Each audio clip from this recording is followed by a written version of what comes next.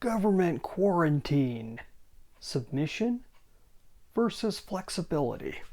Hi, I'm Brian Pombo. Welcome back to Brian J. Pombo Live. These videos tend to be all about how to become a better business owner and really how to revolutionize your business without losing your mind. Okay, well, one of the things is dealing with outside forces on a regular basis, and one of the things that most businesses have had to deal with, especially if you're in the United States, you've had or any of the countries that have been dealing with government regulations concerning the COVID-19. And one of the things dealing with is this concept of quarantine and all the regulations coming down specifically on your business. And how do you go about handling that? And oftentimes the whole concept is, do we submit and just totally give in and just do everything they tell us to do, or do we fight them and fight them hard and everything else? And I'd like to take a little bit of a different tact.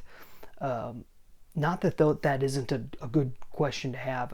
Obviously, there's a time to fight and a time not to fight, and a time to, set that aside, and a time to when you got to just do what's right. So I'm not going to get into the politics of it, but I'm going to talk to you about what it's like as a business owner, what I would suggest. And what I'd suggest that regardless of which direction you go, that you learn how to be flexible. I think I heard Russell Brunson, who's the founder of ClickFunnels, and he's pretty famous out there. He's got his own podcast and everything else. You go look him up. He was mentioning on a podcast about the necessity to be able to be flexible during these times, regardless, because you're just not going to be able to control it.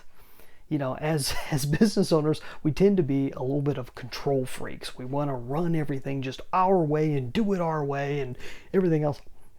And one thing that I've learned as the older I get as a business owner is how to let go of the control, how to be able to back off from it and allow things to work for you versus trying to make everything work your way. It's a difference. And flexibility is an extremely important thing. Being able to just realize what the situation is on the ground. There's some new laws. Okay, how do we work around them? There's some new regulations. Okay, how do we work? I'm not saying work around them in terms of breaking them, but how do we work within the law and still be able to achieve what we want to achieve? Is it possible? Maybe it's not possible. Is it necessary for the business to keep running the way it is? Is it necessary?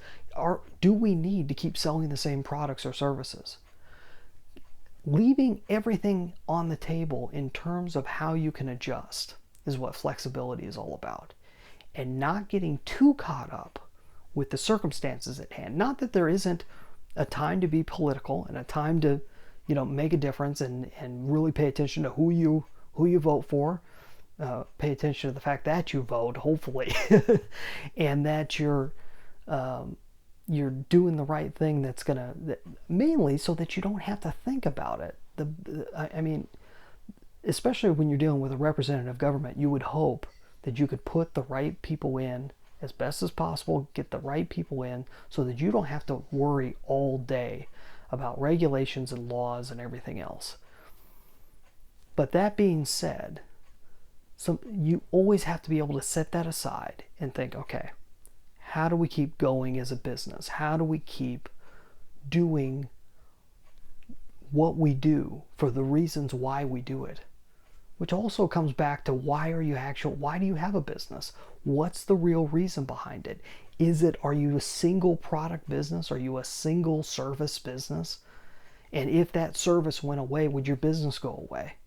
Or is it about something deeper? That's a much more deeper question, but what I found is that people that are more in touch with the why of why they run their business and where they're going with it, people that are in touch with that are more flexible because they know that everything else can change except for the major principles that tie them to their business. I don't know if any of that made sense to you, but flexibility is so important, and you have to have a very non-emotional approach to anything that's trying to tie you down, for better or for worse, for your own sake or for the sake of somebody else. You got to be willing to step away from it and just say, okay, how do I keep moving? How do I survive? So, one way that I'm able to help business owners to do that is really be able to step back and take a look at their business from an outside perspective. And really, how often do you step back and really look at it as a whole? And step back and sit with someone and say, you know what, if I had to change it, I'd do this, I'd do that, I'd do this.